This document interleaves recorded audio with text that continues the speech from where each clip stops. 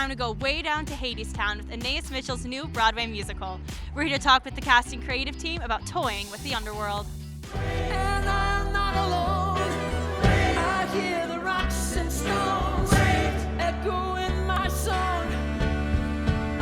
It's a tale of two intertwining love stories. There's Orpheus, the great musician, and his bride Eurydice, who goes to the underworld. The other story is this ancient and deteriorating marriage between Hades, the king of the underworld, and his wife Persephone. This is Anaïs Mitchell's version of that tale, and that tale has been told by many, many, many different people, and so she has a completely new spin on it. She doesn't hit anything on the head, which is my favorite type of art, because when you have that, you allow people to think for themselves, and I think that's one of the things that the show will do. The world of Hadestown is a mythic world, but as we know, in all parables, the lessons to be learned is about mankind. It's such a story about love, and it's so epic. That's the one word I like using. Anaïs, she writes songs as if you've heard them before. That's how human and that's how beautiful they are. I mean, the first thing that struck me is the first thing that I think will blow audiences away, which is Anaïs's music.